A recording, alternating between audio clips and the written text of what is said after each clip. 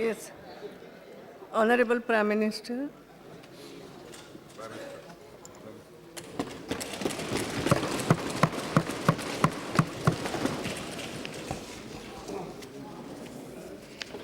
आदरणीय सभापति जी,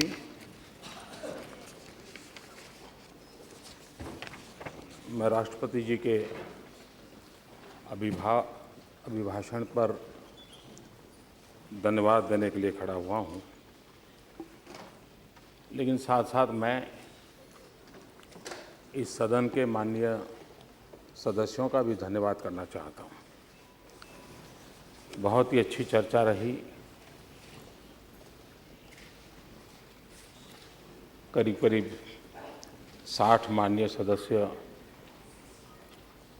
उनके विचारों को सुनने का मिला और करीब 40 आदरणीय सदस्यों ने लिखित रूप में अपने प्रतिभाव व्यक्त किए। इस अर्थ में काफ़ी सार्थक चर्चा रही है। अनेक विषयों के चर्चा की गई है। मैं विशेष करके विपक्ष के हमारे आदरणीय खड़गे जी और भी सभी वरिष्ठ महानुभावों ने जो विषय रखे, सभी दलों के वरिष्ठ नेताओं ने रखे हैं विषय।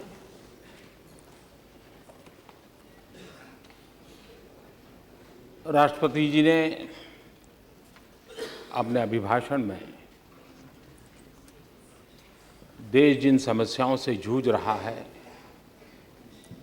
उन समस्याओं के समाधान के लिए क्या प्रयास हो रहे हैं,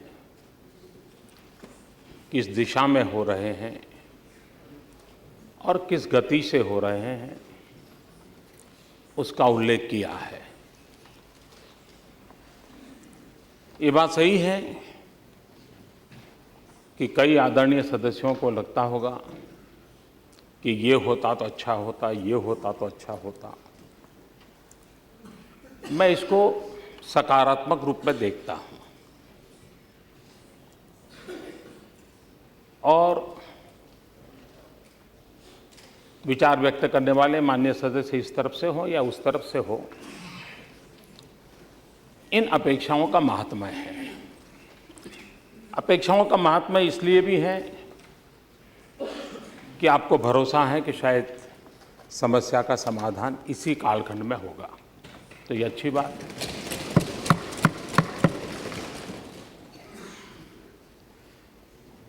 कुछ ये भी बातें आई हैं कि भाई आप तो हमारी योजनाओं को ही नाम बदल रहे हो। मैं नहीं मानता हूं कि मुद्दा योजना का और योजना के नाम का है। मुद्दा समस्या का है। योजना नई है, पुरानी है, इसका तो विवाद हो सकता है, लेकिन इसमें कोई विवाद नहीं है कि समस्या पुरानी है। और इसलिए हमें जो समस्याएं विरासत में मिली है, उन समस्याओं का समाधान करने के रास्ते हम खोज रहे हैं। जिनको ये भी लगता है कि ये तो हमारे योजना थी, आपने नाम बदल दिया, मैं समझता हूं कि ऐसे विषयों पर आलोचना नहीं करनी चाहिए। आपने गर्व करना चाहिए, आपको आनंद होना चाहिए कि चलो भाई, समस्या के समाधान में कुछ बातों में यहाँ के लोग हो या वहाँ के हो, पहले वाले हो या नए वाले हो, सबकी सोच सही है, दिशा सही है, तो ये अपने आप में एक अच्छी बात है, मैं मानता हूँ। और दूसरा, कभी कभार, अब मुझे याद है एक बार हम पर आलोचना बाहर हुआ करती थी कि भाई आज़ादी के आंदोलन में आप कहाँ थे।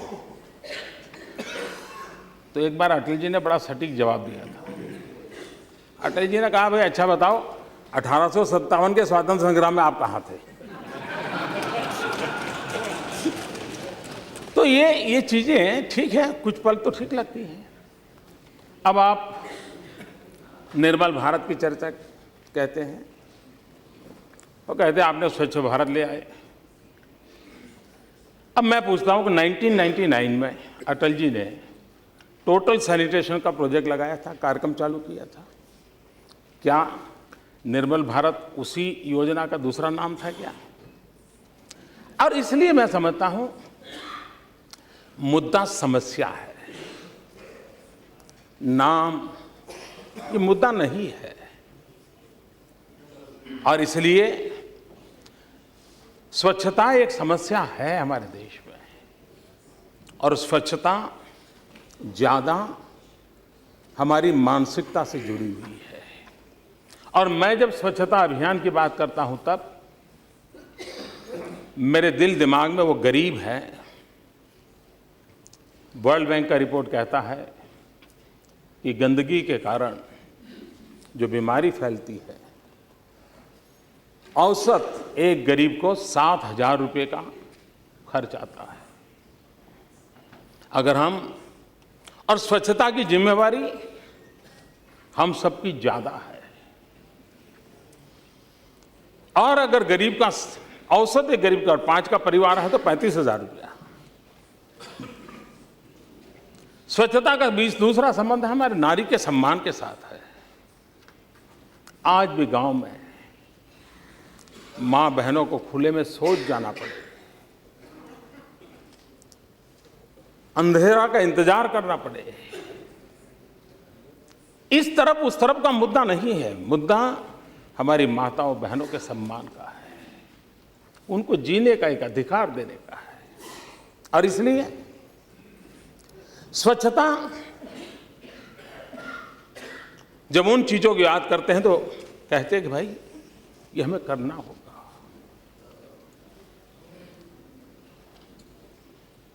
बालिकाएं स्कूल छोड़ देती है, पढ़ाई छोड़ देती है, क्यों? एक प्रमुख कारण ध्यान में आया, और वो कारण ये था कि स्कूल में गर्ल चाइल्ड टॉयलेट नहीं है। सवाल किसी को दोष देने का नहीं है, इस समस्या का समाधान खोजने का है। और इसलिए स्वच्छता के अभियान को आगे बढ़ाया है। तो मैं, ये 3 चीजें मेरे मन को हमेशा आंदोलित करती है। और सिर्फ स्वच्छता अभियान ये कोई उद्घाटन समारोह नहीं है, ये निरंतर करने का काम है, और हम सबको करने का काम है। हम में से कोई नहीं है जिसको गंदगी पसंद है, लेकिन स्वच्छता का आरंभ मुझे करना चाहिए, उस पर हम जागरूक नहीं है। क्या 125 करोड़ देशवासियों को इस काम में जोड़ना चाहिए कि नहीं जोड़ना चाहिए? और मुझे खुशी हुई, कल सुप्रिया जी ने अपने भाषण में कहा था कि एक अच्छा अभियान है, हम एमपी कैसे जुड़े। सामने से उन्होंने पूछा हाउस में, हम कैसे जुड़े। मैं मानता हूं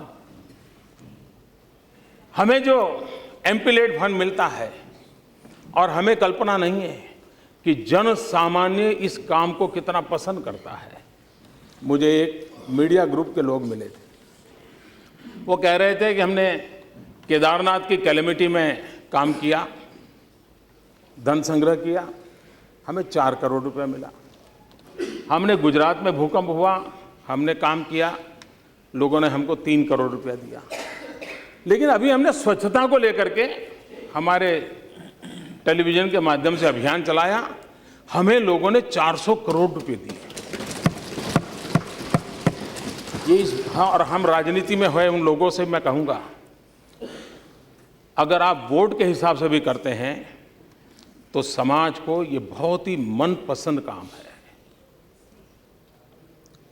और अगर समाज नीति से करते हो तो इससे बड़ा स्वांतः सुखाय कोई काम नहीं हो सकता है।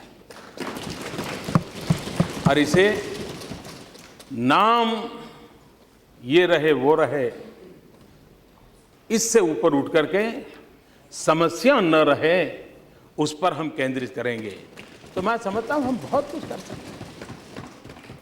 आदरणीय मुलायम सिंह जी ने कल एक अच्छी बात कही। उन्होंने कहा मोदी जी स्वच्छता की बात करते हैं 80 घाट सफाई करने गए थे, अभी भी पूरा नहीं हुआ है।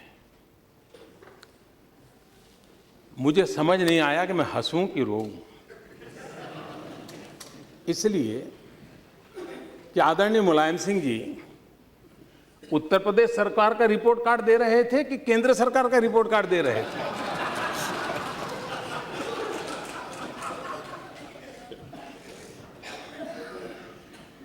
और दूसरा, करीब 3 महीने से 80 घाट की सफाई चल रही है। आप कल्पना कर सकते हैं कि कितनी गंदगी होगी जिस 80 घाट को लेकर के वाराणसी की पहचान है। मैं आपका आभारी हूं। और लोहिया जी, मैं मानता हूं मुलायम सिंह जी की बात को। लोहिया जी स्वच्छता का आंदोलन चलाते थे। आप लोहिया जी की कोई भी बात देखेंगे तो स्वच्छता के लिए देश में महात्मा गांधी के बाद पूरी ताकत से आवाज उठाई हो तो लोहिया जी ने उठाई थी। और मैं मानता हूं कि क्योंकि लोहिया जी ने उठाई थी इसलिए मोदी जी ने हाथ नहीं लगाना चाहिए, ऐसा नहीं हो सकता। अगर लोहिया जी ने अच्छी बात कही है तो मोदी जी ने भी उस रास्ते पर चलने में गर्व करना चाहिए। और इसलिए कितना कूड़ा कचरा हुआ होगा कि इतने समय के बाद भी सफाई नहीं हो रही। आपको हैरानी होगी, हमारी विदेश में एम्बेसीज, हमारी सुषमा जी ने सभी देशों को चिट्ठी लिखी एम्बेसीज को, ये स्वच्छता अभियान भारत में शुरू हुआ है, आपकी एम्बेसी का हाल जरा देखो। और मुझे जो एम्बेसी से फोटोग्राफ आए हैं कि एम्बेसी के पहले हाल क्या थे, अब क्या है। जहां हमारे लोग रहते थे वहां गंदगी के ढेर थे, कागज पानी में भीग करके पत्थर से बन गए थे। सरकारी दफ्तरों में व्यवस्था नहीं है क्या? है, स्वभाव नहीं है। और इसलिए एक पवित्र काम है जिस काम के लिए हम लगे हैं, और ये काम इस सरकार का, इस सरकार के मुखिया का नहीं है, ये काम 125 करोड़ देशवासियों का है। आपने जिस नाम से इस काम को बढ़ाया मैं उसका भी अभिवादन करता हूं। आपने अब तक जो किया मैं उसका अभिवादन करता हूं। इन चीजों में विवाद का विषय नहीं हो सकता है। और लाल किले पर से ये कहने का सामर्थ्य मुझ में था। मैंने कहा था ये देश अब तक जितने प्रधानमंत्री रहे, अब तक जितनी सरकारें रही हैं, उन सबके योगदान से आगे बढ़ा है। लाल किले की प्राची से भारत की सभी सरकारों की बात की। और मैं ये भी कहना चाहता हूं, 9 महीने में हमने आकर के सब कर लिया है, ऐसा दावा करने वाले हम नहीं हैं। और नहीं हम ये बात मानते हैं कि देश 1947 15 अगस्त को पैदा हुआ था। ये देश हजारों साल की विरासत है। ऋषियों ने, मुनियों ने, आचार्यों ने, भगवंतों ने, शिक्षकों ने, मजदूरों ने, किसानों ने इस देश को बनाया है। सरकारों ने देश नहीं बनाया है। सरकारें आती हैं, जाती हैं, देश सरकारें नहीं बनाती। देश जनता जनार्दन के सामर्थ्य से बनता है, जनता जनार्दन की शक्ति से बनता है। और राष्ट्र अपनी चीती से चलता है, अपनी फिलॉसफी से चलता है। आइडियोलॉजी आती है और जाती है, बदलती रहती है। मूल तत्व देश को चलाता है। और भारत का मूल तत्व है एकम सत विप्रहा बहुधा वदंती। भारत का मूल तत्व है सर्वे अपि सुखिनः सन्तु सर्वे सन्तु निरामया सर्वे भद्राणि पश्यन्तु मां कश्चित् दुर्भाग भवेत्। ये भारत का मूल तत्व है। सबकी भलाई की बात यहां होती है। और इसलिए ये देश आज जहां भी है,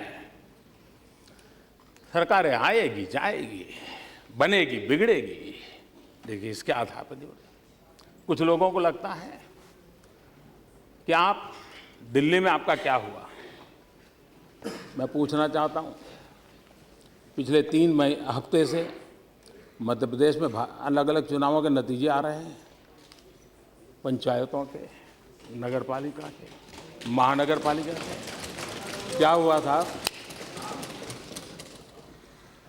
असम इतना भव्य विजय हो रहा है, क्या हुआ जी? पंजाब, राजस्थान, क्या इसी का हिसाब लगाएंगे क्या? बोलने में तो बहुत अच्छा लगता है। और अगर यही बात है, इतना लैंड एक्विजिशन एक्ट लेकर के मैदान में गए थे, हिस्ट्री में कांग्रेस की इतनी कम सीटें कभी नहीं आई थी इतिहास में। इवन आपातकाल इतना भयंकर संकट था, लेकिन कांग्रेस के हाल इतने बुरे नहीं हुए थे जितने इस बार हुए। अगर एक्ट के कारण आप जीतने वाले होते और किसानों को पसंद आया होता तो आप जीत जाते। और इसलिए कृपा करके आप वो तर्क बोलने के लिए ठीक लगता है, उस तर्क से आप सत्य को सिद्ध नहीं कर सकते। और इसलिए मैं कहना चाहूंगा कि हमें समस्याओं का समाधान खोजना है, यहां पर मंथन करके रास्ते खोजने हैं। कभी कभार ये कहा जाता है कि आप मनरेगा बंद कर देंगे, या आपने मनरेगा बंद कर दिया है। मैं इतना तो जरूर विश्वास करता हूं कि आप लोग, बाकी विषयों में मेरा क्षमता के विषय में शक होगा, आपका अभिप्राय भी अलग अलग हो सकता है, इसमें मोदी को ज्यादा ज्ञान नहीं है, इसमें कम अनुभव है, सब होगा। लेकिन एक विषय में आपको जरूर, एक विषय में आप मानते होंगे कि मेरी राजनीतिक सूझबूझ तो है।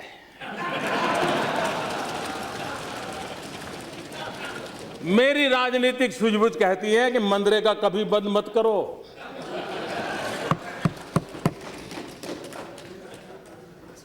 मैं ऐसी गलती नहीं कर सकता हूं, क्योंकि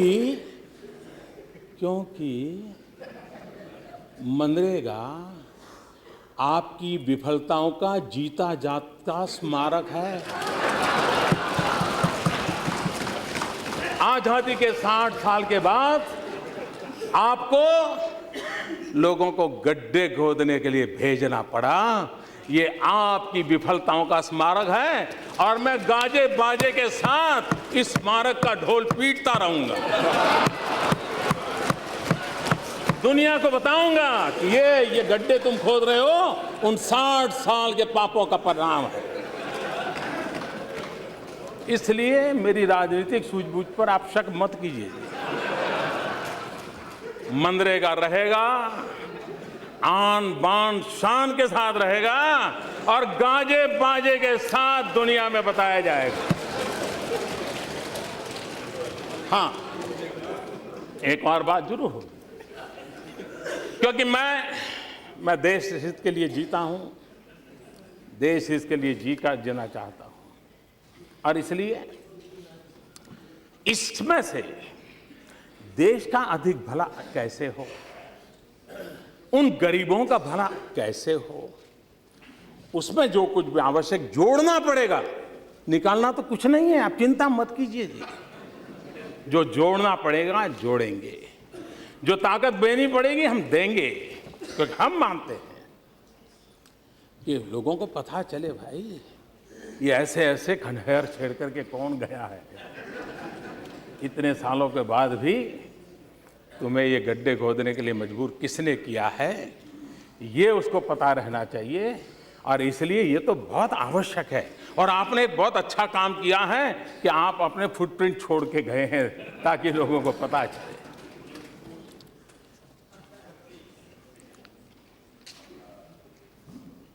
कभी कभार भ्रष्टाचार की चर्चा होती है।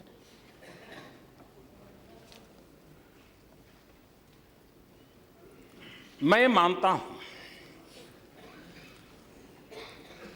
कि भ्रष्टाचार ने हमारे देश को तबाह करके रखा हुआ है,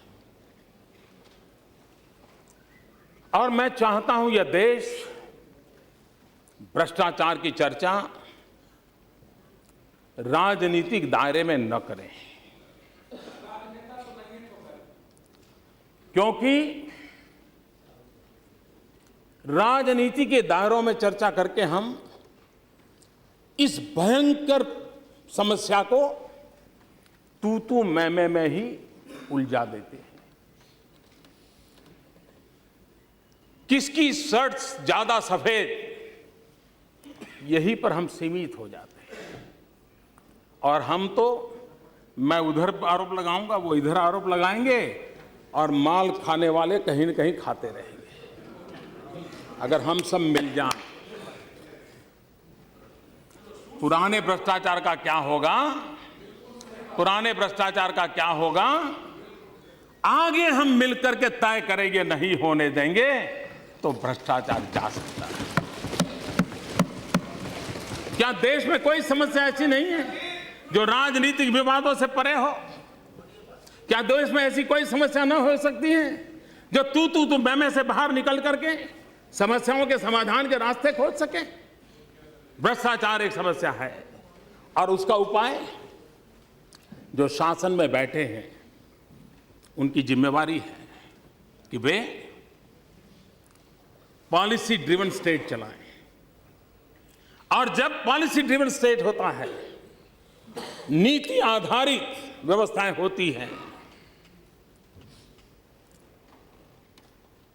तो ग्रे एरिया मिनिमम रहता है। मैं ये तो दावा नहीं करूंगा कि परमात्मा ने हम सबको इतनी बुद्धि दी है कि हम ऐसे कानून बनाएंगे, ऐसी नीतियां बनाएंगे कि जिसमें कोई कमी ही न रहे। मनुष्य का इतना तो सामर्थ्य नहीं है। हो सकता है आज समस्या ना हो कि 5 महीने के बाद 5 साल के बाद उभर करके आए, लेकिन मिनिमम ग्रे एरिया रहे। और जब मिनिमम ग्रे एरिया रहता है तब ये बात तय होती है कि जो अफसरशाही है उसको इंटरप्रिटेशन करने का अवसर ही नहीं रहता है, प्रायोरिटी करने का मौका नहीं मिलता है। और हमारी कोशिश है कि सरकारें पॉलिसी ड्रिवन हो। इंडिविजुअल के बीम के आधार पर देश नहीं चल सकता है, न सरकारें चल सकती हैं।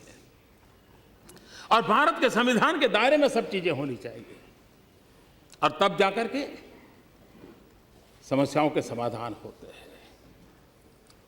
उदाहरण के तौर कोयले का आवंटन, कोल ब्लॉक्स, जब सीएजी ने रिपोर्ट दी तो लिखने वालों को भी लगता है कि इतना तो नहीं हो सकता यार। पहले कभी 600 करोड़ के भ्रष्टाचार का सुना है, 500 करोड़ के भ्रष्टाचार का सुना है, लेकिन 1,86,000 करोड़ तो देश भी चौंक गया था। राजनीति में बोलने के लिए काम तो आता था, लेकिन फिर भी मन में होता था नहीं यार 1,86,000 करोड़ तो कैसे हो सकता है। लेकिन अब जब कोयले का आवंटन हुआ, 204 माइंस सुप्रीम कोर्ट ने रद्द कर दी। अभी तक तो 18 या 19 का ऑक्शन हुआ है और उसमें करीब 1 लाख से ज्यादा करोड़ रुपए ऑलरेडी आ चुके हैं। अगर यही 204 जब हो जाएगी तो सीएजी ने जो सोचा था उससे भी बड़ी आय इस ऑक्शन में से आने वाली है। उस समय जीरो थियरी चली थी, जीरो थियरी।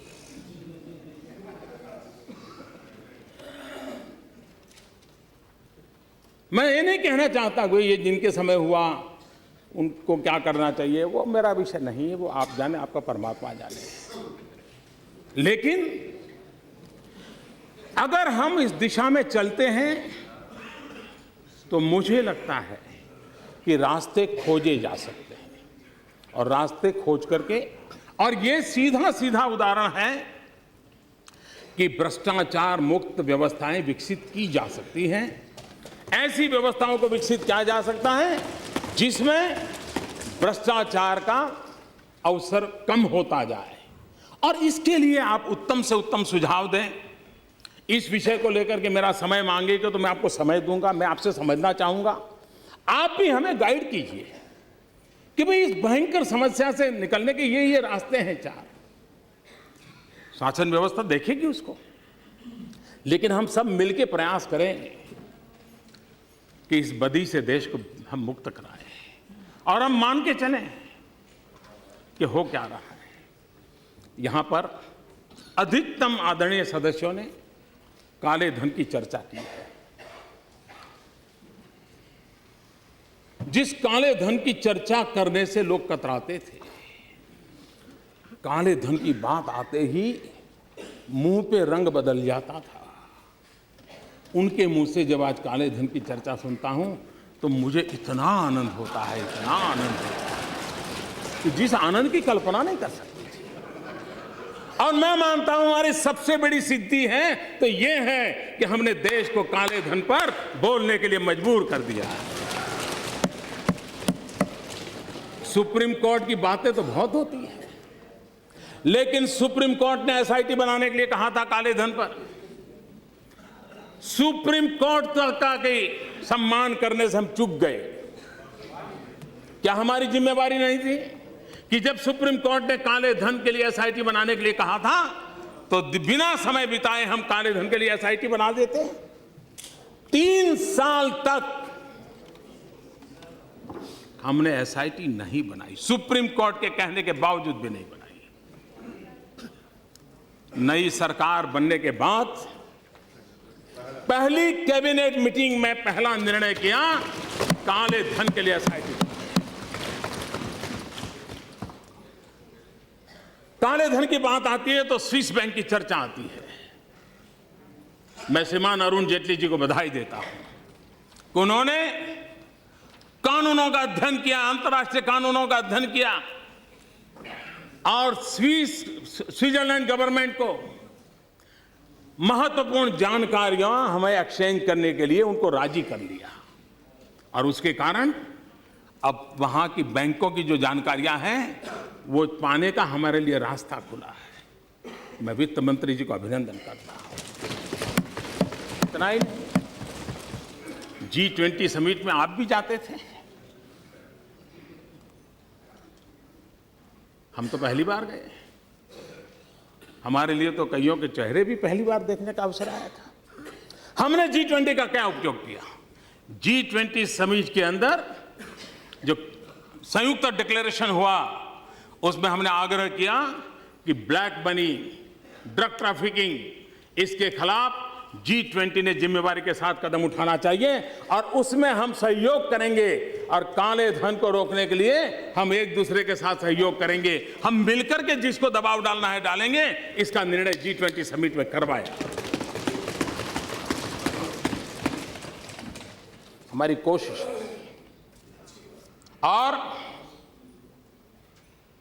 इस रास्ते से हम भटकने वाले भी नहीं हैं, हटने वाले भी नहीं हैं और कोई इससे बचेगा नहीं, मैं आपको कह के रखता हूं। और कृपा करके कोई ये ना कहे कि हम विंडिक्टिव फैसले किया है, हम वादा करके आए। वो व्यक्ति जरूरी नहीं कि सब राजनेता हो, लेकिन जिसने भी किया है देश का तो नुकसान किया ही किया है। और इसलिए उसके संबंध में सरकार की इच्छा शक्ति चाहिए, हमारी है। सरकार के प्रयास होने चाहिए, हम कर रहे हैं और अंतिम विजय प्राप्त करने तक हम करते रहेंगे। ये मैं इस सदन को विश्वास देता हूं।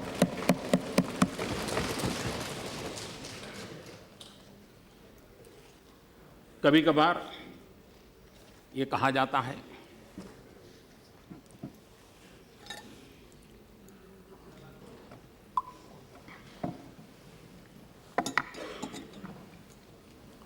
कि आपने नया क्या किया। मैं एक उदाहरण देता हूं, काम को कैसे किया जाए।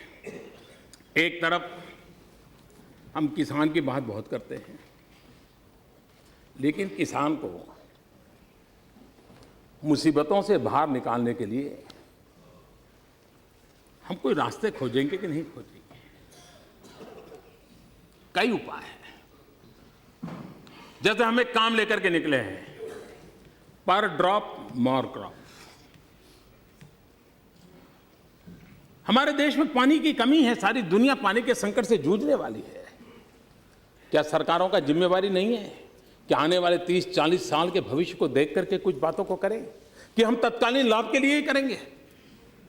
हो सकता है राजनीतिक लाभ हो जाएगा, लेकिन राष्ट्र नीति किस लिए, उस तराजू में वो बात बैठेगी नहीं। हमने सॉइल हेल्थ कार्ड की बात कही है। ये सॉइल हेल्थ कार्ड की बात जो हम कर रहे हैं, हमने मंत्र दिया है, स्वस्थ धरा तो खेत हरा। लेकिन इस काम को सिर्फ विज्ञान भवन में रिबन काट करके, दिया जला करके हम काम नहीं करते हैं। ये सरकार कैसे काम करती है? मैंने अधिकारियों को सूचना दी कि क्यों न हम, जैसे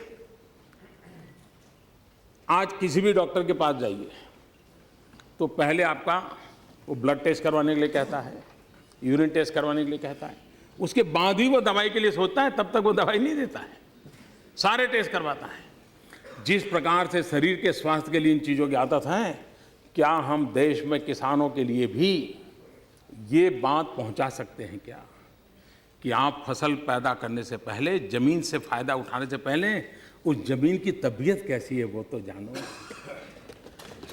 जिसे हम भारत माँ कह रहे हैं, उस भारत माँ का हाल क्या है, उस धरा का हाल क्या है, उस पृथ्वी माता का हाल क्या है, वो तो पहले जानो। कहीं हमारे पापों के कारण हमारी धरा बीमार तो नहीं हो गई है? हमने इतना यूरिया डाला, इतना यूरिया डाला, यूरिया डाला, यूरिया का झगड़ा करते रहे, लेकिन यूरिया डाल करके हमने हमारी इस धरा को तबाह तो नहीं कर दिया है। ये उसको कब समझ में आएगा? जब हम सॉइल टेस्टिंग करेंगे तब। अब सॉइल टेस्टिंग का कार्ड निकालेंगे, दे देंगे, इससे बात बनेगी नहीं। और मैंने कहा है, क्यों न हम गांव-गांव सॉइल टेस्टिंग लैब के लिए एंटरप्रेन्योर तैयार करें। गांव के नौजवान जो थोड़ा बहुत पढ़ा लिखा है उसको ट्रेनिंग दे। गांव में वो लैब बनाता है तो बैंक की तरफ से उसके रेंट दिया जाए, ताकि गांव के लोग उस लेबोरेटरी में जाने की आदत बन जाए। हर साल बारिश की सीजन के पहले अपनी जमीन को एक बार चेक करवा लें, मार्गदर्शन प्राप्त करें, माइक्रो न्यूट्रिशन की डिटेल जाने। उसी प्रकार से हमने कहा कि हमारे यहाँ 10वीं 12वीं की विज्ञान की जो स्कूल है और कॉलेजेस है, विज्ञान धारा की हर एक में लेबोरेटरी है, लेकिन हमारे देश में करीब करीब फरवरी से जुलाई तक लेबोरेटरी बंद रहती है, लैब बंद होती है, क्योंकि बच्चे एग्जाम में लग जाते हैं और स्कूल खुलने में जून जुलाई महीना आ जाता है। करीब 4-5 महीना महत्वपूर्ण समय, 3-4 महीना स्कूल की लैब खाली पड़ी होती है। हमने कहा उन 10वीं 12 के विद्यार्थियों को भी, सॉइल टेस्टिंग कोई बहुत बड़ी टेक्नोलॉजी नहीं, आराम से किया जा सकता है, उनको ट्रेनिंग दो और स्कूलों के अंदर वैकेशन के अंदर सॉइल टेस्टिंग की लैब के रूप में उसको कन्वर्ट कीजिए। स्कूल को तो इनकम होगी, उन गांव के नौजवानों को भी इनकम होगी, ताकि वो लैब में वो, और उस गांव के लोगों को। अब हमारा देश गरीब है, हम कोई रातों रात लैब बना देंगे, पैसे खर्च देंगे? हम optimum utilisation of our infrastructure, ये है गुड गवर्नेंस, ये है तरीके। उन तरीकों से समस्याओं का समाधान किया जा सकता है। और जब एक बार हमारे किसान को पता चलेगा कि हमारी फसल, मेरी जमीन इस फसल के लिए योग्य नहीं है, तो मैं मानता हूं हमारा किसान तुरंत विश्वास से काम करेगा और आज किसान को जो खर्चा होता है वो खर्चे से बच जाएगा। कभी कभी यहां पर आया कि भाई पेट्रोल डीजल के तो अंतर्राष्ट्रीय भाव घटे हैं, लेकिन आपने क्यों कम नहीं किया? तब हम भूल जाते हैं। जब हम सरकार में आए तो सूखे की स्थिति थी, 12% बारिश कम थी, और तब हमने निर्णय किया कि डीजल में जो सब्सिडी दी जाती है उसमें 50% और बढ़ोतरी की जाए। बिजली के दाम में जो पैसे लिए जाते हैं उसकी सब्सिडी में 50% और बढ़ोतरी की जाए, और उसके कारण डीजल के अंदर सरकार पर आर्थिक बोझ बहुत बड़ा आया। किसानों को दिया, जो कहते हैं कि हम नहीं देते, ऐसा नहीं है, हमने दिया है। लेकिन आपको पिछले मई जून जुलाई का याद नहीं रहता है, आपको इस आपको इस अक्टूबर नवंबर दिसंबर का याद रहता है। ऐसा नहीं है जी। सरकार आखिर किसके लिए है? ये सरकार गरीब के लिए है, ये गरीबों को समर्पित सरकार है। हम हैं जिन्होंने एक्सपेंडिचर कम करने के लिए एक्सपेंडिचर कमीशन बनाया है, क्योंकि हम चाहते हैं कि शासन में जो अनाप शराब खर्चे हो रहे हैं उसको रोकना चाहिए, ताकि ये पैसे गरीब के काम आए, गरीब के कल्याण के काम आए। उस पर हम डल रहे हैं। हम गुड गवर्नेंस की ओर जा रहे हैं। आप देखिए, हम ऐसे लोग हैं, अब ये आप नहीं कहेंगे कि हमारे जमाने से हैं। मैं अभी भी समझ नहीं पाता था बचपन से कि जेरोक्स का जमाना आया, फिर भी मुझे अपना सर्टिफिकेट को सर्टिफाई कराने के लिए किसी गेजेटेड ऑफिसर के पास जाना पड़ता था, किसी एमएलए के घर के बाहर कतार में खड़ा रहना पड़ता था, किसी एमपी के घर के बाहर कतार में खड़ा रहना पड़ता था। एमएलए एमपी अवेलेबल ना हो तो भी उनका एक छोटा सा आदमी रहता था, वो सिक्का मार देता था, हाँ भाई आपका सर्टिफिकेट ठीक है। हम उस पर तो भरोसा करते हैं, लेकिन देश के नागरिक पे भरोसा नहीं करते हैं। हमने नियम बनाया कि सेल्फ अटेस्ट कर करके आप दे दीजिए, और जब फाइनल होगा तब आपको ओरिजिनल डॉक्यूमेंट दिखा दीजिए। आप कहेंगे चीज छोटी होगी, लेकिन देश के सामान्य मानवी में विश्वास पैदा करती है कि सरकार मुझ पे भरोसा करती है। हमारे यहाँ एक एक काम में 30-30, 40-40 पेज के फॉर्म भरा करते थे। मैंने आते ही कहा, भाई ये इतने लंबे लंबे फॉर्म की क्या जरूरत है, सरकार की फाइलें बढ़ती चली जा रही है, जितना ऑनलाइन हो सकता है ऑनलाइन करो और मिनिमम कर दो। मिनिमम कर दिया। कई जगह पे फॉर्म की प्रक्रिया को एक पेज में ला करके रख दिया है।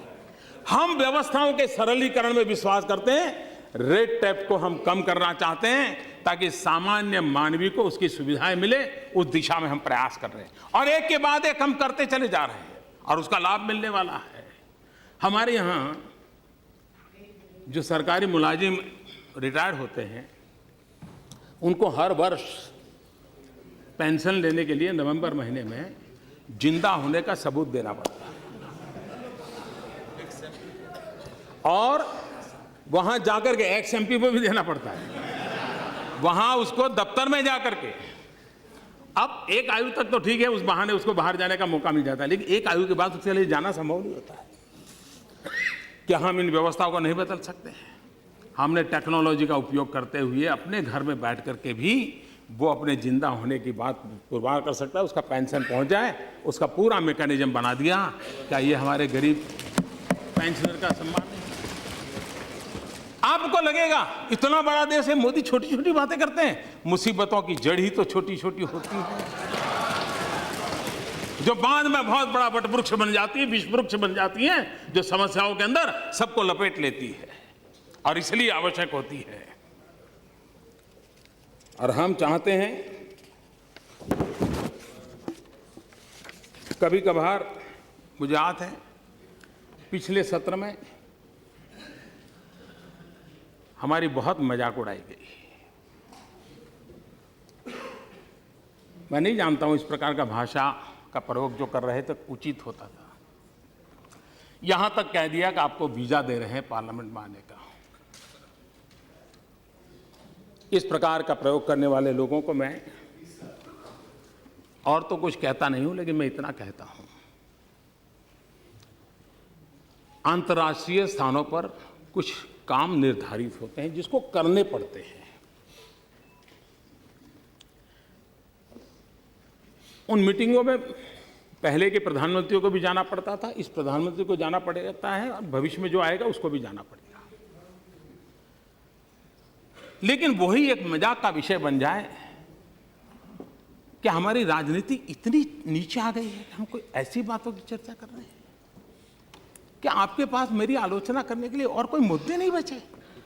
लेकिन मैं कहना चाहता हूं, अगर आपको देश की इतनी चिंता थी तो आप इस देश का प्रधानमंत्री विदेश गया तो कितना समय कहां बिताया, कभी उसकी भी तो जांच कर लेते, कभी उसकी भी तो इंक्वायरी कर लेते। मैं आज कहना चाहता हूं जी, मैं जापान गया तो जापान मेरे कार्यक्रम में मैंने एक कार्यक्रम क्या जोड़ा, मैं वहां एक नोबेल लॉरिएट साइंटिस्ट याकामाहा को मिलने गया। क्यों? फोटो निकलवाने के लिए। मैं इसलिए किया गया कि उन्होंने स्टेम सेल के अंदर जो रिसर्च की है, मैंने जितना पढ़ा था तो मेरे मन में आया था शायद इनकी एक खोज हमारे काम आ सकती है क्या।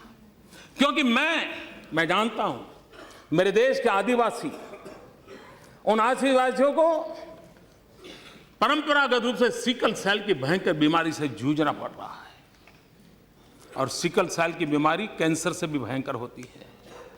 जिन्होंने सिकल सेल की बीमारी वालों के विषय में पूछा है तो पता चलेगा ये कितनी पीड़ादायक होती है और पीढ़ी दर पीढ़ी चलती है। अभी तक उसकी कोई दवाई नहीं मिली है। एक आशा लगी है कि स्टेम सेल के द्वारा सिकल सेल की बीमारी से मुक्ति हो जाए। हम गए तो वहां गए, उनसे चर्चा की और बेंगलोर के हमारे साइंस इंस्टीट्यूट के साथ आज उस दिशा में हमारा काम हो रहा है कि स्टेम सेल्स के द्वारा हमारे युवा साइंटिस्ट कुछ खोज करें। मेरे आदिवासी भाइयों को पीढ़ी दर पीढ़ी जो परेशानियों से जिंदगी गुजारनी पड़ती है उससे वो बाहर आए। हम ऑस्ट्रेलिया गए, G20 समिट में गए। हम कहां गए? मैं उस किसानों के साइंटिस्ट, एग्रीकल्चर साइंटिस्टों को मिलने गया, उनके लैब में गया जिन्होंने प्रति हेक्टर ज्यादा चना उगाने का और सबसे खराब धरती पर चना उगाने का सफल प्रयोग किया था, रिसर्च किया था। कहीं पढ़ा था मैंने, मेरे मन में पढ़ा था, मैं उनके पास गया।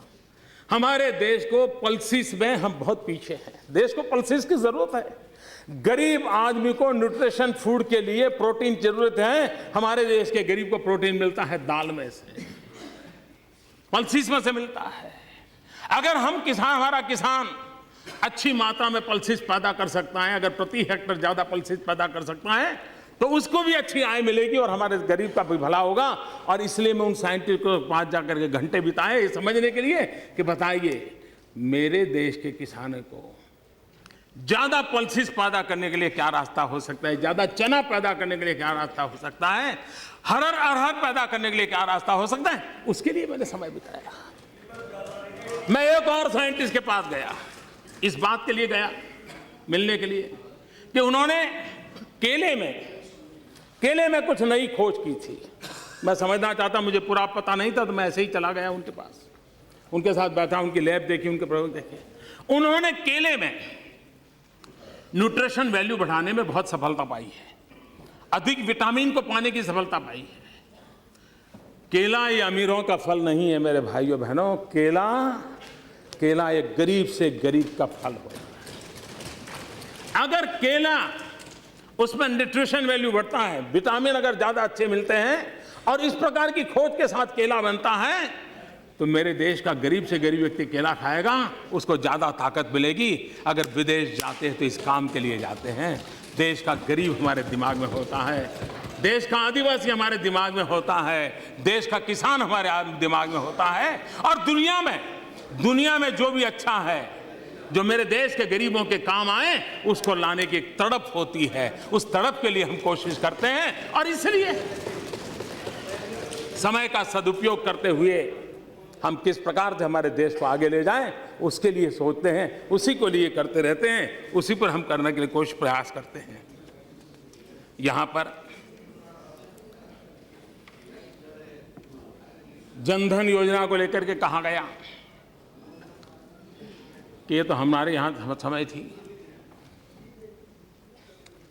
बैंकों का राष्ट्रीयकरण होने के बाद 40 साल हो गए और गरीबों के लिए बैंकों का राष्ट्रीयकरण किया गया था, लेकिन आज भी इस देश का गरीब बैंक के दरवाजे से दूर था।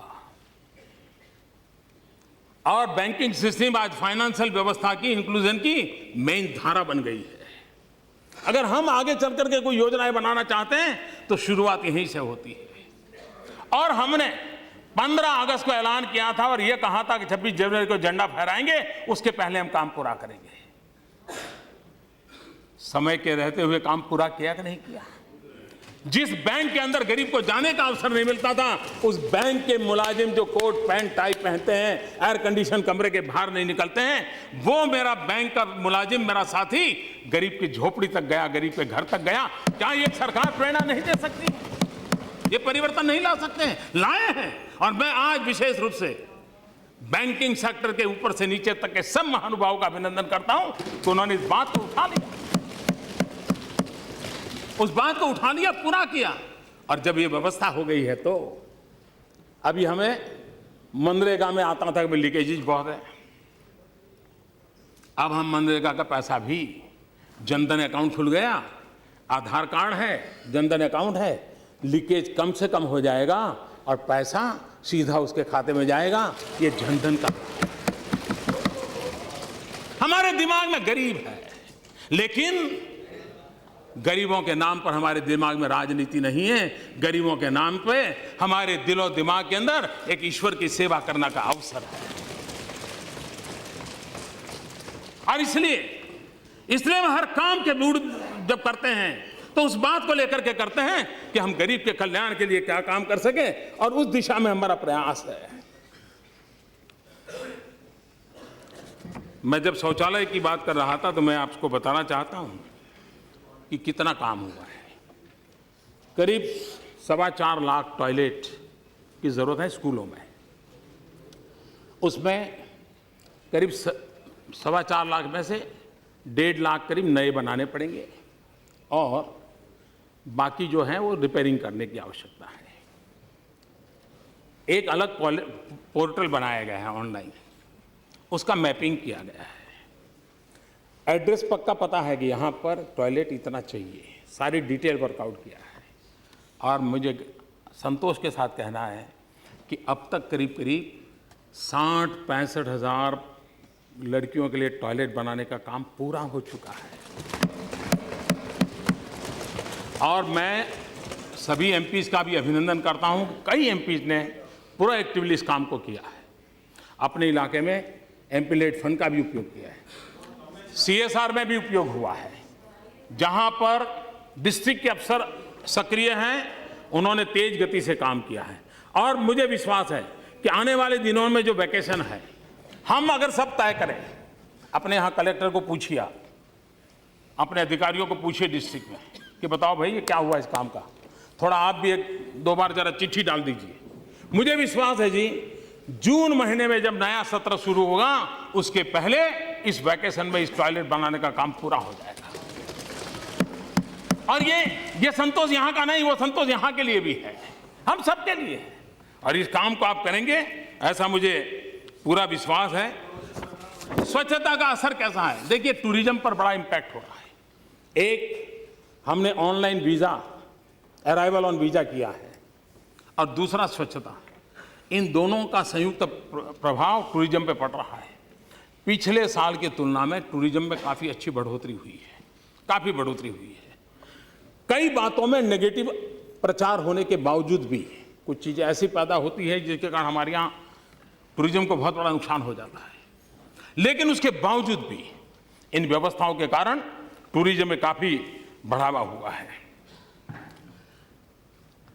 अब हम कहेंगे कि भाई आपदा प्रबंधन।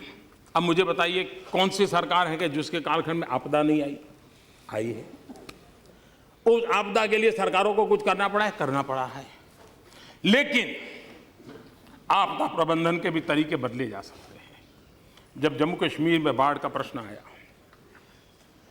तो मैंने पहला काम क्या किया, मैंने कहा भारत सरकार में जम्मू कश्मीर के जितने अधिकारी हैं उनकी जरा पहले सूची बनाओ और उनको सबसे पहले वहां भेजो।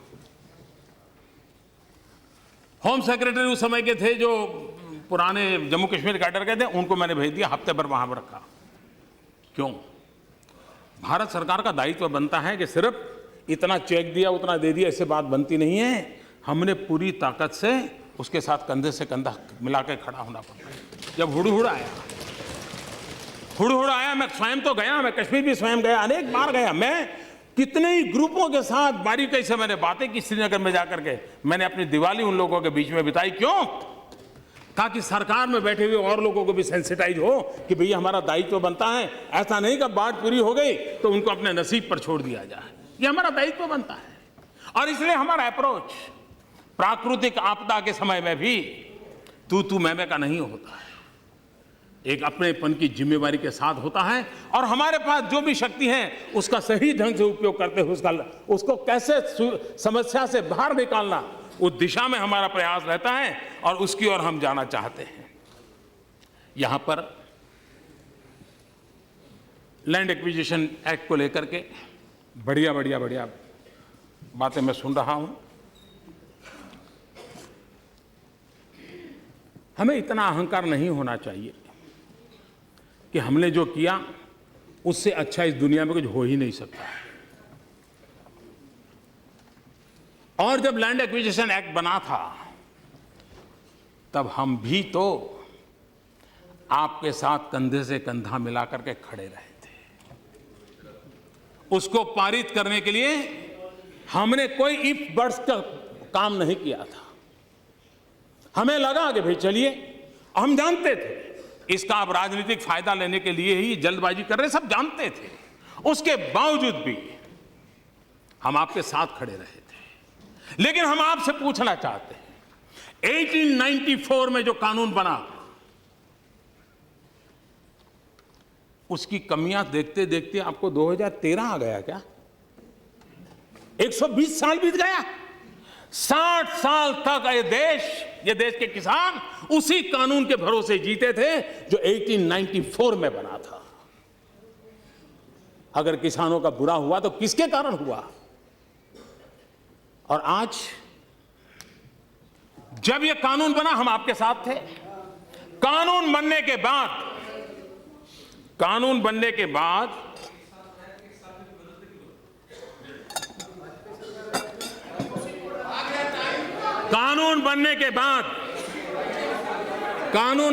बाद जब हमारी सरकार बनी, सभी राज्यों के सभी दलों के मुख्यमंत्री, किसी एक दल के मुख्यमंत्री नहीं, सभी दलों के मुख्यमंत्री एक आवाज से कह रहे हैं, साहब आप किसानों के लिए कुछ सोचिए।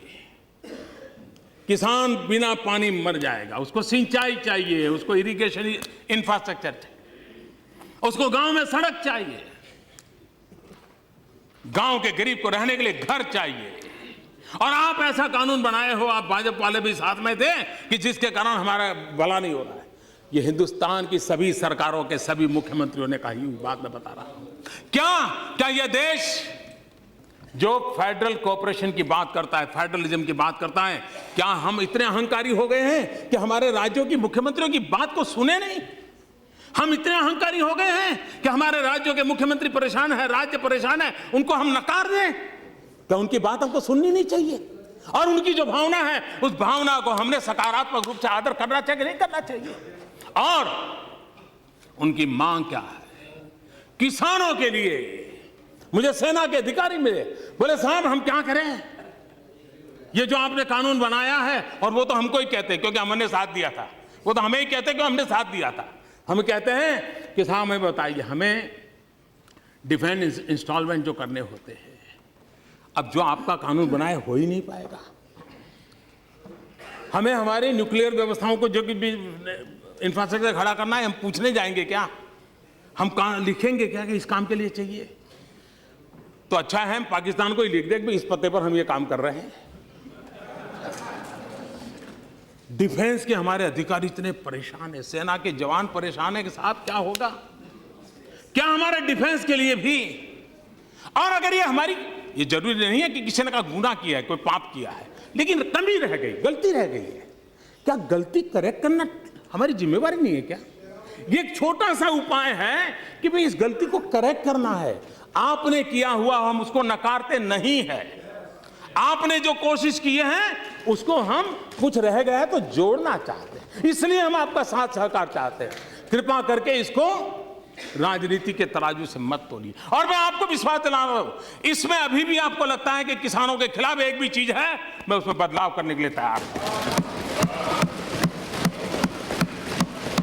और मैं सबसे ज्यादा पूर्वी उत्तर प्रदेश, बिहार, पश्चिम बंगाल, असम, नॉर्थ ईस्ट, उड़ीसा, पूर्वी आंध्र, इनकी तरफ ध्यान आकर्षित करना चाहता हूं। हिंदुस्तान के पश्चिमी छोर पे तो गांव में भी छोटा मोटा इंफ्रास्ट्रक्चर है, गांव में सड़कें बनी हैं। इस हमारे कानून का सबसे बड़ा नुकसान किसी का हुआ है तो पूरे पूर्वी हिंदुस्तान का हुआ है, पूर्वी भारत का हुआ है। ये जो मुख्यमंत्री आकर के चीख रहे थे, इसी बात को लेकर चीख रहे थे कि साहब हमारा तो अभी समय आया है कुछ आगे बढ़ने का, उसी समय आप ब्रेक लगा रहे हो। क्या हमारे पूर्वी भारत के इलाकों को भी, क्या पश्चिम में जो इंफ्रास्ट्रक्चर है गांवों का, वो उनको मिलना चाहिए कि नहीं मिलना चाहिए? उनको वो सुविधा मिलनी चाहिए कि नहीं मिलनी चाहिए? और इसलिए मैं कहता हूं, आपने जो किया है हमारे सर आंखों पर, मैं आपका गर्व करता हूं और मैं आपसे आग्रह करता हूं, उसमें जो कमियां रही हैं समय है उसको थोड़ा ठीक कर ले। ये सिर्फ कमियों को ठीक करने का प्रयास है, और वो भी सिर्फ किसानों के लिए। मैं सभी सदन के सदस्यों से आग्रह करता हूं, इसे प्रतिष्ठा का विषय न बनाएं। और बनने के बाद भी मैं सारी क्रेडिट उस समय जिन्होंने कानून बनाया था उन्हीं को दूंगा, सार्वजनिक रूप से दूंगा। राजनीति के लिए नहीं है। मैंने मुख्यमंत्रियों को सुना है, उनकी कठिनाई सुनी है, और मैं भी मुख्यमंत्री रहा हूं। मुझे पता है कि हम दिल्ली में बैठकर कोई कानून बना देते हैं, उन राज्यों को कितनी परेशानी होती है, कभी हमें अंदाज नहीं होता है। और मैं एक प्रकार से उनका प्रतिनिधि भी हूं, क्योंकि मैं उसी टोली में लंबे अरसे तक रहा हूं, और इसलिए मैं उनके दर्द को जानता हूं। हाँ, किसान के खिलाफ एक भी चीज हो, हम ठीक करने के लिए तैयार हो सकता है हमें भी इस समय करते समय हमारी भी कुछ कमी रही होगी, लेकिन हमारा काम है कमियां दूर करना। भाई हमारा काम ये है, ये थोड़ा है। हाँ, इसका राजनीतिक फायदा आप लीजिए, मुझे कोई प्रॉब्लम नहीं, आप इसके लिए जुलूस के लिए रैली कीजिएगा, लेकिन देश के लिए निर्णय भी कीजिए। और इसलिए मैं आग्रह करूंगा कि हम उस दिशा में जाने के बजाय उसके ऊपर जाइए। हमारा नॉर्थ ईस्ट, हमने एक्ट ईस्ट पॉलिसी को लेकर के चल रहे हैं। मैं अभी भी मानता हूं, मैं जीवन में एक परिव्राजक रहा हूं। मेरा सौभाग्य रहा है करीब करीब हिंदुस्तान के सभी जिलों में रात गुजारने का मुझे अवसर मिला है।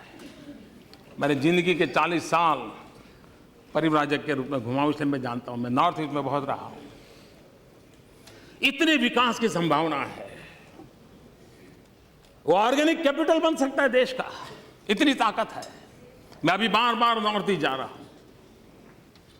अगर मेरा राजनीतिक उद्देश्य होता तो जहां 60-80 सीटों का बल्क होता है ना, वहीं चला जाता, लेकिन जहां एक एक सीट है वहां जाकर के 2-2 दिन बिताता हूं। इसलिए राजनीतिक मकसद से नहीं करता हूं, ये मेरे देश की अमानत है। उनकी चिंता करनी पड़ेगी, उनके साथ जुड़ना पड़ेगा, और इसलिए मेरा ये मकसद है, पश्चिमी छोर हिंदुस्तान का जिस तेजी से बढ़ा है, हमें बहुत जल्दी से हिंदुस्तान के इस पूर्वी छोर को कम से कम उसकी बराबरी में लाना पड़ेगा।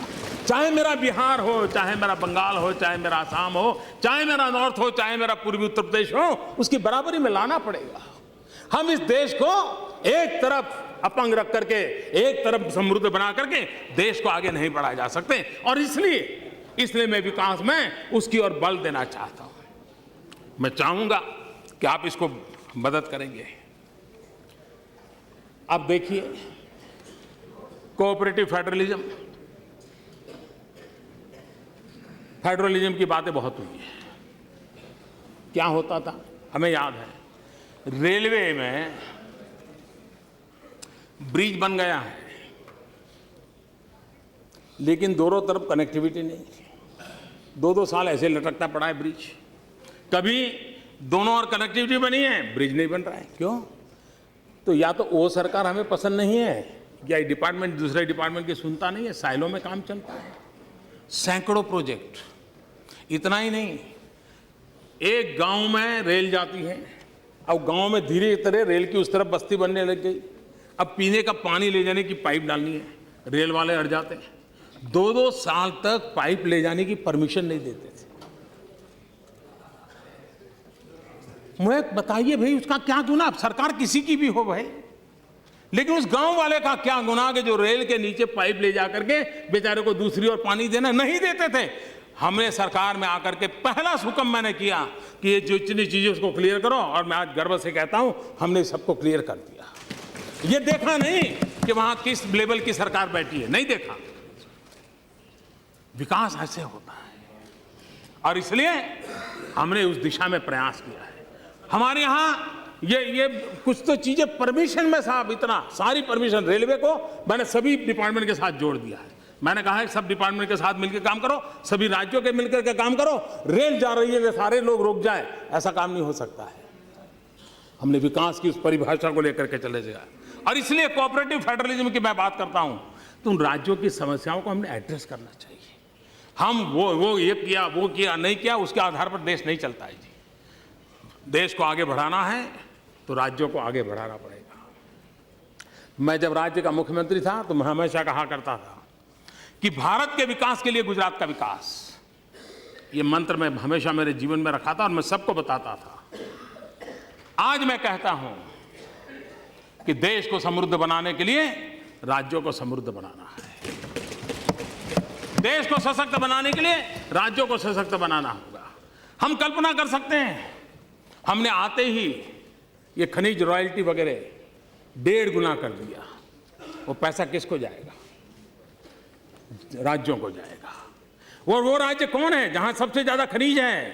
ये जो मैं पूर्वी हिंदुस्तान के विकास की बात करता हूं ना, उसकी जड़ उसमें है, क्योंकि वो खनिज सबसे ज्यादा हमारे पूर्वी इलाके में है देश में, वह उनको लाभ होने वाला है। कोयला ऑक्शन हुआ, पैसा किसको जाएगा? ये सारा का सारा पैसा राज्य के खजाने में जाने वाला है। कुछ राज्यों ने कल्पना तक नहीं की होगी, उनके बजट से ज्यादा रुपया उनके सामने पड़ा होगा, यहां तक पहुंच पाएंगे। क्या ये फेडरल स्ट्रक्चर में राज्यों को मजबूत करने का तरीका है कि नहीं है? अभी हमने 42% फाइनेंस कमीशन की रिपोर्ट को स्वीकार करके हम दे रहे हैं, जबकि फाइनेंस कमीशन एक मत नहीं है। फाइनेंस कमीशन के मेंबर के अंदर भी डिस्प्यूट है। हम उसका फायदा उठा सकते थे, हम नहीं उठाना चाहते, क्योंकि हमारा तत्वतः हमारा कमिटमेंट है कि राज्य समृद्ध होने चाहिए, राज्य मजबूत होने चाहिए। 42% देना, ये अमाउंट छोटी नहीं है। जब अमाउंट आप सुनोगे ना तो आप हैरान हो जाओगे, इतना सारा रुपया आया है। कुछ राज्यों के पास तो तिजोरी की साइज नहीं है इतने रुपये रखने।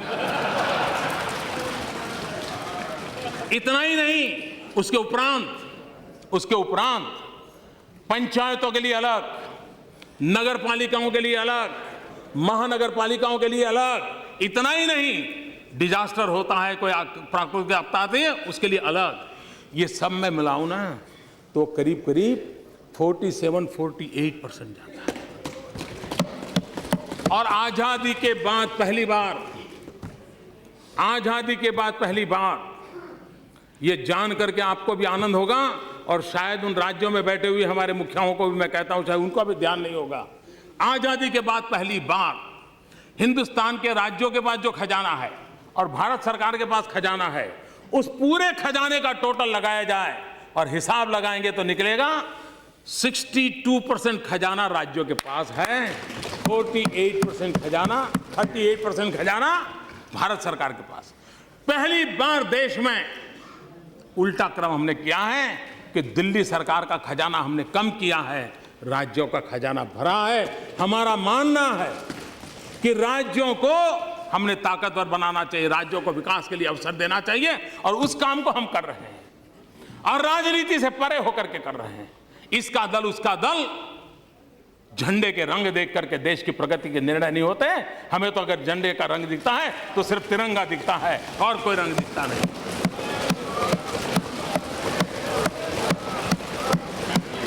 और उसी को लेकर के हम चलते हैं।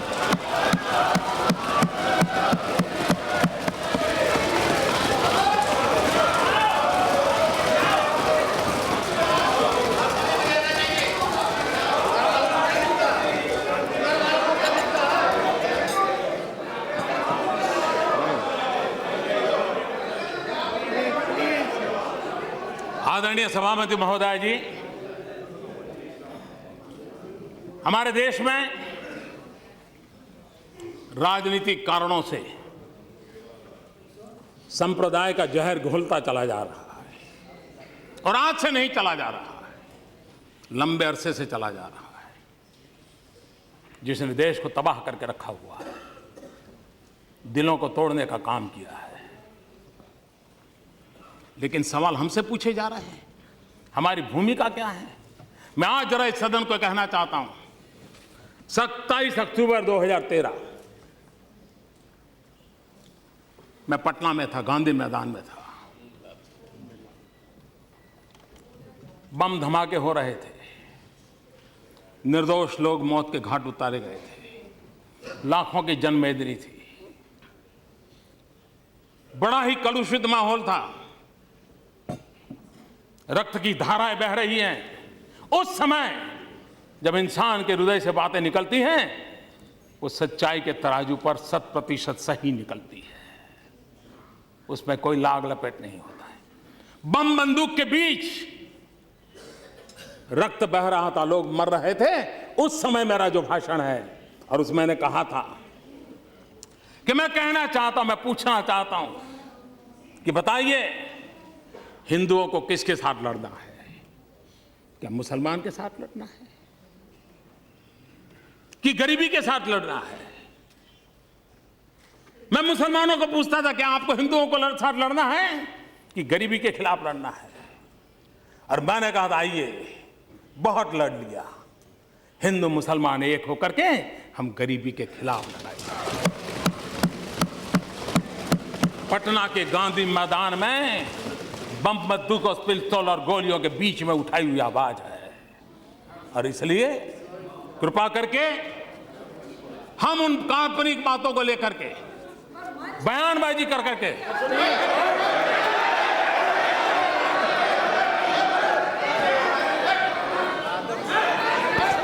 प्लीज आप नहीं बोलो। रंजीता जी,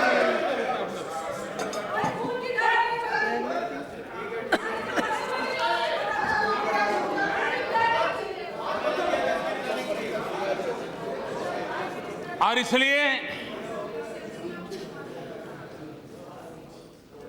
भारत को प्रेम करने वाले हर व्यक्ति के लिए ये बात साफ है, यह देश विविधताओं से भरा हुआ है। विविधता में एकता, यही हमारे देश की पहचान है, ये हमारी ताकत है। हम एक रूपता के पक्षकार नहीं है, हम एकता के पक्षकार हैं। और सभी संप्रदायों का फलना फूलना ये भारत की धरती पर ही संभव होता है। ये भारत की विशेषता है। और मैं ये कहना चाहता हूं कि हमारा जो संविधान बना है, वो संविधान हजारों साल के हमारे चिंतन की अभिव्यक्ति है। हमारा जो संविधान बना है, वो हमारे भारत के सामान्य मानवी की आशा आकांक्षाओं को प्रतिबिंबित करने वाला संविधान है। और इस संविधान के मर्यादा में रह करके देश चल सकता है। देश संविधान की मर्यादाओं के बाहर नहीं चल सकता है। किसी को भी कानून हाथ में लेने का अधिकार नहीं होता है। किसी को भी संप्रदाय के आधार पर किसी के साथ डिस्क्रिमिनेशन करने का अधिकार नहीं होता है। हर एक किसी को अपने साथ चलने का अधिकार है। और मेरी जिम्मेवारी है, सरकार में बैठा हूं, सरकार कैसे चलेगी उसकी जिम्मेवारी है। और इसलिए मैं आपको कहना चाहता हूं, और मैं बार बार कहता हुआ आया हूं, संप्रदाय के नाम पर अनाप शनाप बातें करने वालों को कहना चाहता हूं, मैं ये कहना नहीं चाहता हूं आज मैं आपका मुंह बंद करने के लिए, मेरे पास हजारों चीजें हैं, मैं समय बर्बाद नहीं करता हूं, इसके लिए मैं समय बर्बाद नहीं करता हूं। लेकिन मैं आपको कहना चाहता हूं, हमारा कमिटमेंट क्या है वो मैं आपको कहना चाहता हूं। मैंने बार बार कहा है, मेरी सरकार का एक ही धर्म है, मेरी सरकार का एक ही धर्म है, इंडिया फर्स्ट। मेरी सरकार का एक ही धर्म है, भारत का संविधान। मेरी सरकार का एक ही धर्म ग्रंथ है, भारत का संविधान। मेरी सरकार की एक ही भक्ति है, भारत भक्ति। मेरी सरकार की एक ही पूजा है, 125 करोड़ देशवासियों का कल्याण। मेरी सरकार की एक ही कार्यशैली है, सबका साथ सबका विकास। और इसलिए हम संविधान को लेकर के, संविधान की सीमा में रह करके देश को आगे बढ़ाना चाहते हैं। हमारे यहां एकम सत विप्रहा बहुधा वदंती हमारा तत्व ज्ञान रहा। Truth is one, says is calls in a different way. सत्य एक है, विद्वान लोग उसको अलग अलग तरीके से कहते हैं। ये हम कहने वाले लोगों में से है। और इतना ही नहीं, यही देश है जहां गुरु नानक देव ने क्या कहा है। गुरु नानक देव ने कहा है, सब में ही रब रेहिया प्रभु एकाई। सब में ही रब रेहिया प्रभु एकाई, पेख पेख नानक बिगसाई।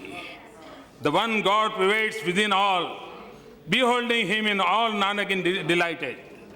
ये हमारा तत्व ज्ञान रहा है, ये हमारी परंपरा रही है। और इसलिए